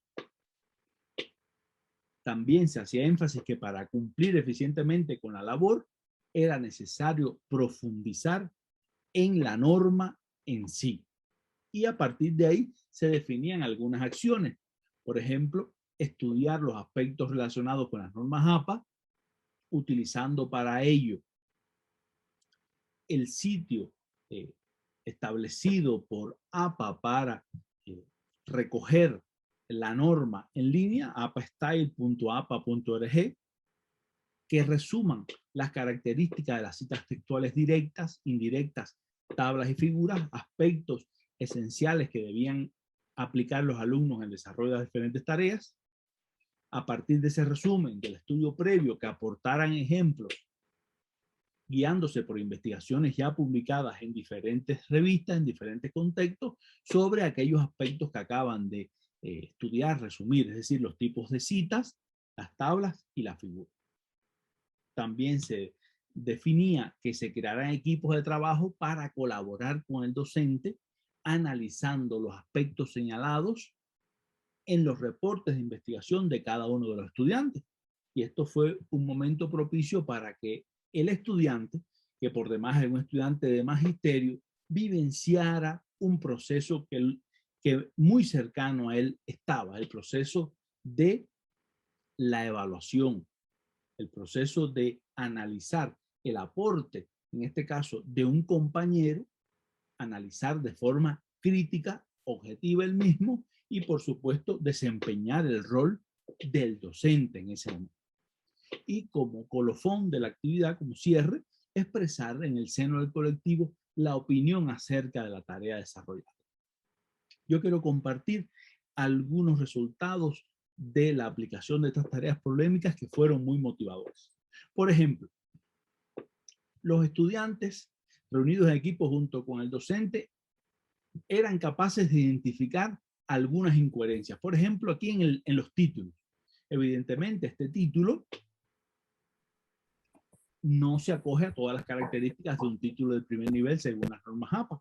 Es decir, está en negrita, combina mayúsculas y minúsculas, pero se encuentra en cursiva. Y a partir de la acción de los estudiantes, de la sugerencia, del dialogar con los autores del trabajo, se obtuvo como resultado la rectificación del error y, más importante que esto, que el equipo que era señalado, en vez de ofuscarse, de asumir una actitud rígida en cuanto a la sugerencia realizada por un compañero de ellos, asumía una postura crítica y motivadora y perfeccionaba su informe para obtener, por supuesto, una evaluación acorde a la calidad del trabajo.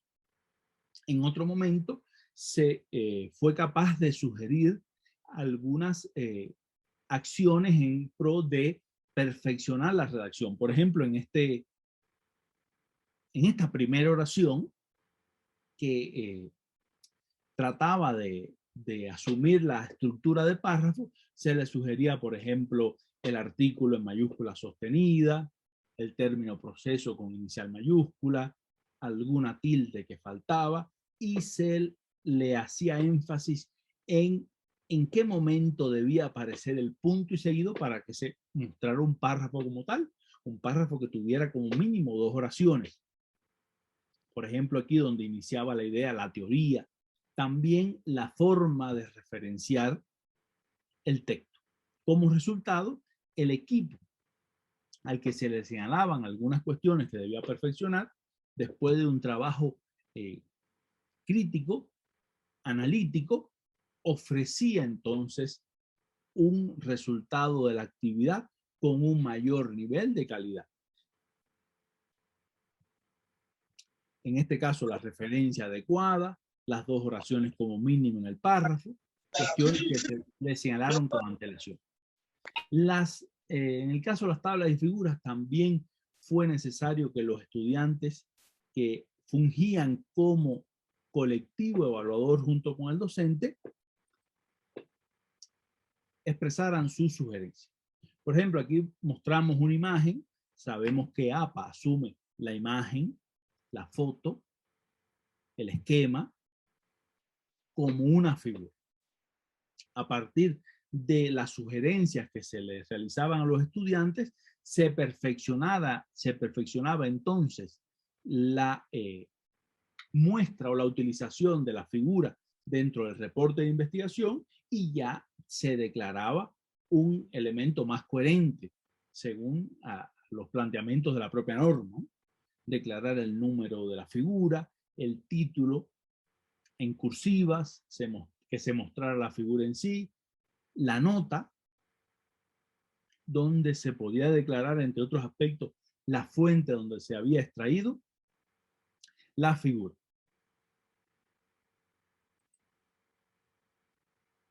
Como conclusiones de la investigación, se pudo apreciar que este contexto de la enseñanza remota sincrónica, este contexto de la virtualidad, se manifestó como un espacio idóneo para fomentar el dominio de las normas APA y la motivación de los alumnos por su correcto empleo.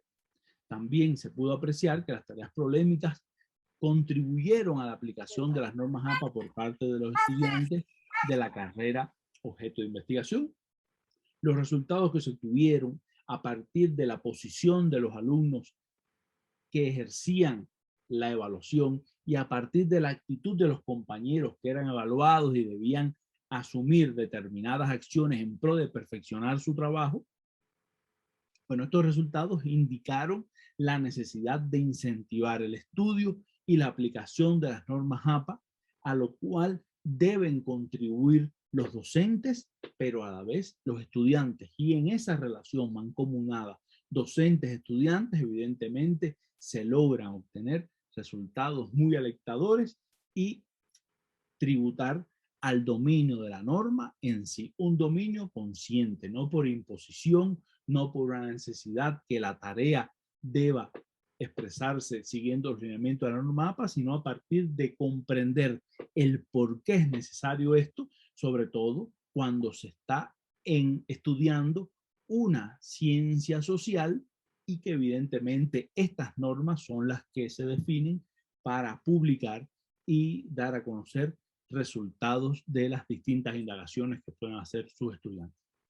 Muchas gracias por su atención. Estos son los modestos resultados que se han obtenido desde la colaboración, como les había dicho, de los estudiantes.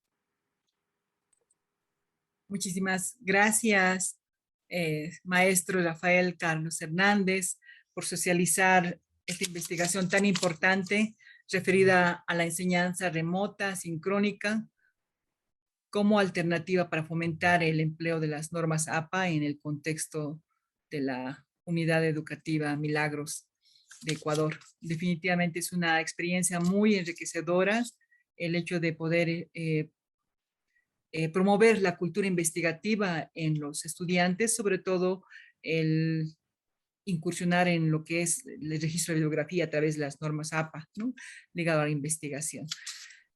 Voy a ceder la palabra al público para que puedan emitir sus preguntas, dudas o consideraciones que necesiten hacer al respecto de la presentación que acaba de compartirnos el profesor Rafael Carlos Hernández. Sin embargo, querido profesor, quiero comunicarle que en el chat están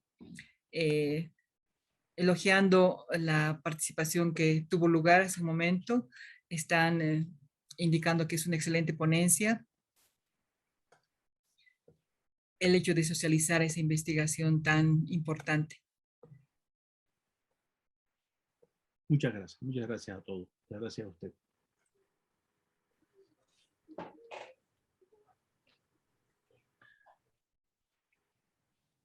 Muy buenas noches, distinguido doctor.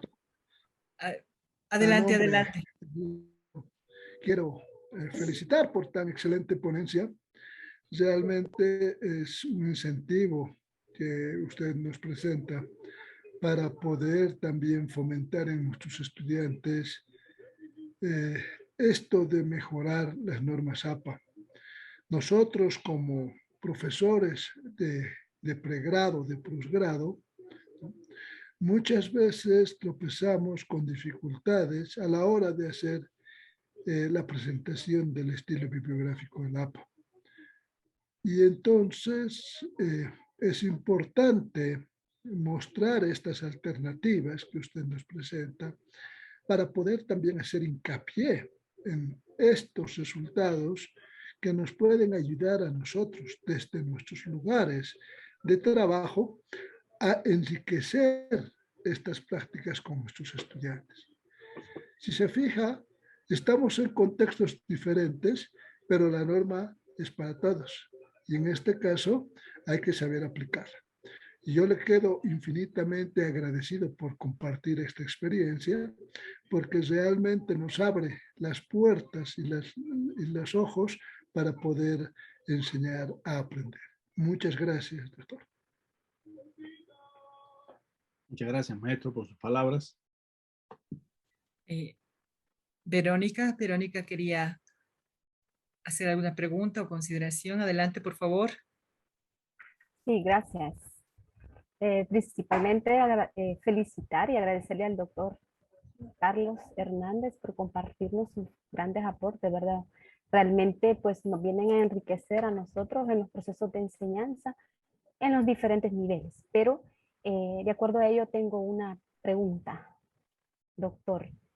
De acuerdo a su experiencia en enseñanza de las normas APA que muy bien nos ha compartido, ¿qué estrategia nos podría recomendar a nosotros los docentes, específicamente en el nivel superior, para poder motivar a los estudiantes a adquirir primero el conocimiento, ¿verdad?, sobre las normas APA y posterior, pues, la aplicación? Muy interesante su pregunta, mi estimada colega. Existen muchos caminos para alcanzar el objetivo de que el alumno domine la norma, se familiarice con ella. Nuestro equipo de trabajo ha apreciado que el vivenciar el proceso del empleo y la utilización de la norma ha sido efectivo.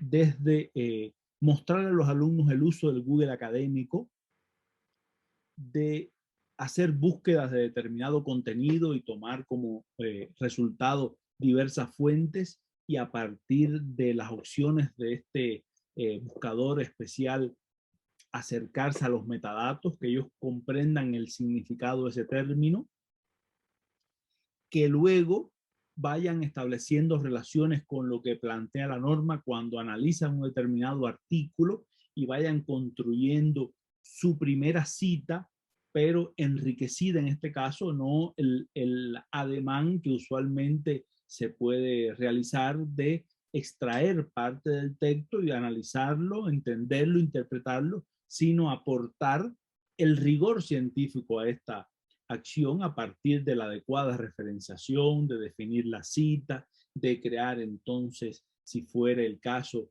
una cita parentética, narrativa o una cita indirecta, y que vayan relacionándose con los postulados de la norma. Eso ha sido muy provechoso para que los estudiantes se motivasen por ello. Tuvimos la experiencia de que en los horarios de tutoría establecidos en sesión contraria a los turnos de clase, una hora que se definía a la semana, muchos estudiantes iban no a preguntar dudas de determinado contenido, de determinada materia, sino asistían para conversar, para analizar aspectos relacionados con la norma y a partir de ahí establecer una explicación más detallada de la misma. Y como les decía siempre a esos alumnos, se convertían en voceros del empleo de la norma en el seno de su equipo de trabajo y así poco a poco ir irradiando la aplicación adecuada de la misma, no de manera impositiva como les comentaba hace un momento, no que lo vean como algo que había que llevarlo a la práctica porque lo orientaba el maestro, sino develando la importancia de cómo su pequeño reporte de investigación, en este caso, elevaba su calidad y su rigor a partir de la propia norma. Y así, en ese proceso paulatino, imperfecto, que aún no cierra ese ciclo, nos encontramos el equipo de trabajo tratando de hacer que los alumnos se enamoren de la norma, vean la utilidad de la misma y no la asuman como un elemento, digamos, distante, complejo, que no tendría sentido de utilizar en un determinado contexto. Evidentemente, se trabajó con alumnos de tercer nivel, tienen un mayor nivel de madurez, tienen una, digamos, una visión más amplia de la profesión para la cual se están preparando y esto también allanó el camino. Pero es un proceso tesonero de trabajo en equipo, de colaborar con el resto de los colegas, de trabajar todos en un mismo sentido. Es lo que le puedo decir, mi estimada Verónica. Muy bien, gracias, doctor. Muy amable. Muy bien. ¿Alguien más? ¿Alguna pregunta que quiera formular aprovechando la presencia de nuestro profesor? Quiero decir que cumpliendo con la demanda de los aquí presentes, ya la doctora Lucrecia ha compartido su presentación en el chat, se puede descargar. Motivado por esta acción, también he compartido mi presentación en este espacio para que se difundan estas experiencias y se enriquezcan la visión de cada uno de nosotros en relación a los diferentes tópicos que se abordarán. Muy bien, muchísimas gracias, profesor, por la información que nos acaba de dar. Personalmente quiero agradecer y felicitarlo al mismo tiempo por la investigación que ha socializado con nosotros en esta oportunidad. Considero que el único, digamos, objetivo que tenemos conjunto es a través de la socialización de las experiencias, enriquecernos cada uno de nosotros y aplicar las mismas en nuestros lugares donde residimos. Así, de esa manera, vamos a ir avanzando en esto de, por ejemplo, de la investigación del registro bibliográfico, de los estilos bibliográficos, para poder fortalecer y motivar a los estudiantes o a los profesionales mismos a seguir fortaleciendo en el área de investigación. Felicitarlo, profesor Rafael Carlos Hernández, agradecer también su calidad, calidad profesional, calidad humana que usted ha tenido en esta oportunidad para poder socializar tan importante investigación y el hecho sobre todo de tenerlo acá, de compartir sus conocimientos, su experticia en el área de investigación y también, por qué no decirlo, su calidad humana. Muchísimas gracias. Gracias. Hay algunas demandas aquí en el chat y algunos colaboradores levantan la mano. ¿Me permite responder una interrogante? Claro que sí, por supuesto. Por ejemplo, la magíster Tatiana Albino pregunta que cuál es el porcentaje de aplicación correcta de la norma APA y qué recomendación da para su adecuada aplicación. Bueno, en este sentido, la experiencia que hemos tenido es ser muy exigentes con la aplicación de la norma y trabajar en colectivo. Es decir, evidentemente, cuando se detectan errores en la aplicación de esta norma, siempre utilizamos la estrategia de establecer equipos de trabajo para desarrollar los informes de investigación. Pues lo más provechoso que hemos podido experimentar es reunir el equipo, motivarlos a que vayan al sitio de la norma APA, porque evidentemente en la biblioteca de la universidad se encuentran 5 ejemplares de la norma en su 7ª edición, pero ahora estamos lejos de la gran casa de estudio. Como estamos desde la virtualidad, nos apoyamos en el sitio que tiene APA para introducirnos en este estilo. Que confronten el señalamiento. Si es una cita, es decir, si ellos quisieron construir una cita textual directa larga y se manifiestan algunas incoherencias, invitamos a que el equipo busque ese contenido dentro del sitio referenciado y que analicen qué tanto se aleja o se acerca al ejemplo que muestra el sitio con lo que ellos han tratado de aportar, y a partir de ahí que ellos inducirlos a que se den cuenta de dónde está el error, y a partir de esa acción desde la labor del docente, la labor del equipo, de una manera activa y reflexiva, se logre perfeccionar el aporte, y a partir de las aproximaciones sucesivas a este proceso hemos encontrado resultados alentadores. Todavía hay mucho por hacer, pero que ya alumnos dentro de un grupo puedan declarar una tabla, una figura adecuadamente a partir de lo que plantea APA, definir encabezados, definir tipos de cita, pues eso nos llena de aliento y de motivación. El maestro Daniel, la maestra Lidia tenían su mano levantada, querían expresar alguna idea seguramente. Sí, muy buenas noches, gracias. Bueno, me ha parecido bastante, maestro Rafael, bastante importante la presentación dentro de la exigencia que las universidades aquí en Bolivia y en Tarija, ¿no?, demandan a los estudiantes es justamente aplicar las normas APA en sus trabajos de investigación, tanto en los proyectos de grado como en las tesis. Entonces yo creo que esta experiencia también nos enriquece, ¿no?, para poder de alguna forma ayudar a los estudiantes a poder desarrollar estos conocimientos, aplicarlos correctamente. Y en ese sentido yo quiero felicitarle por su excelente exposición y me parece muy importante. Tenemos, bueno, dentro de los participantes del evento hay algunos jóvenes también, estudiantes y profesionales que están desde Tarija, y solamente eso, se le llega nuestro saludo y nuestra felicitación, maestro. Muchas gracias. Y quiero decirles que el maestro Reuter nos ha convocado a estas actividades para compartir nuestra humilde experiencia en un determinado campo del saber. Si les motiva a los aquí presentes, podemos desarrollar un taller muy concreto, muy dirigido a algunos aspectos que se emplean, digamos, recurrentemente de la norma APA, y podemos desarrollarlo acá.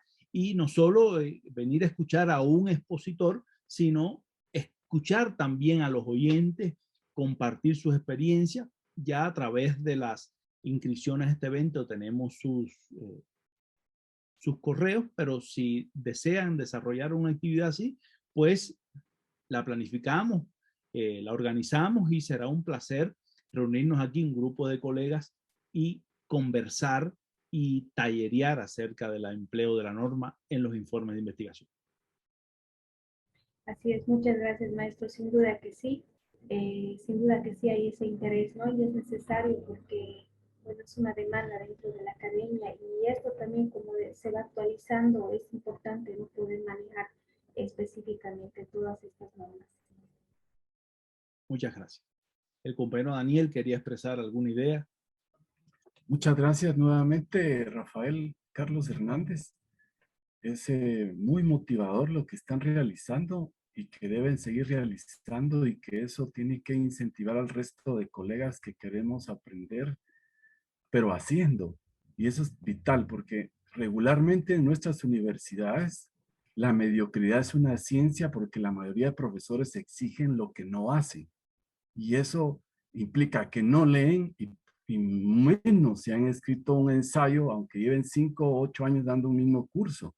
Y ahora con esto de la acreditación, que debe buscarse la certificación para demostrar las condiciones laborales de muchos profesores, porque la acreditación solo es papeleo, pero la certificación evidencia concretamente, es una resonancia magnética a la institución para que el profesor también tenga las condiciones propicias. Y este espacio debe incentivarnos a todos a leer y a escribir y por lo tanto a ver procesos de investigación dentro del mismo momento o hecho educativo que tenemos, diferenciando lo pedagógico que es para niños, lo paidológico que es para adolescentes, porque se sigue confundiendo pedagogía hasta en la universidad y se olvida que ahí cabe la andragogía, que es lo que ustedes están llevando a cabo.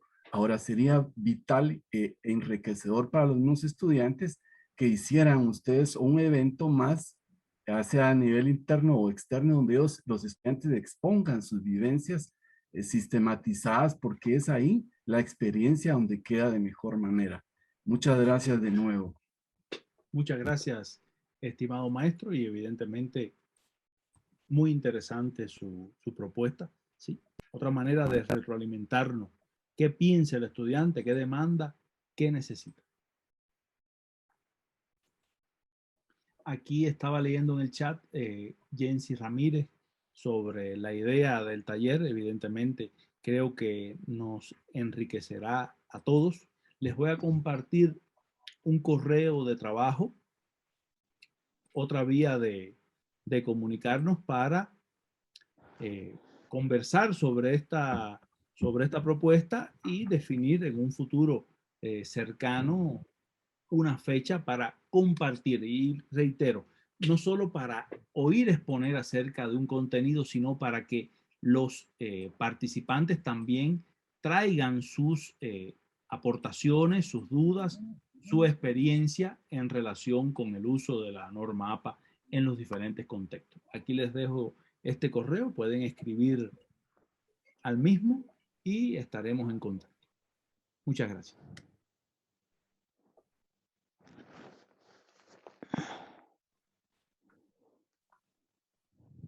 María René.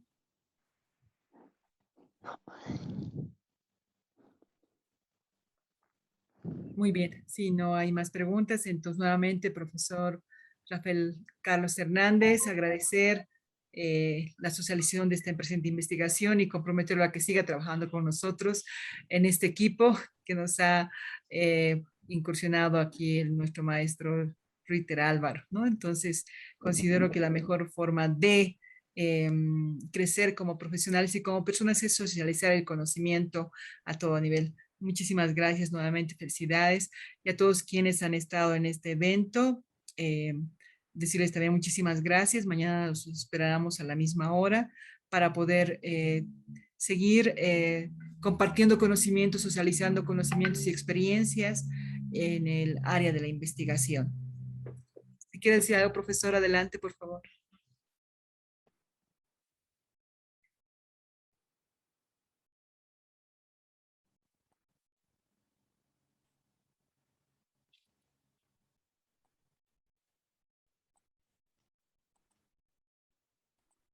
Tenemos preguntas sobre si mañana vamos a utilizar el mismo enlace. Se ha coordinado que sí se va a tomar en cuenta el mismo enlace para poder seguir desarrollando el programa del evento.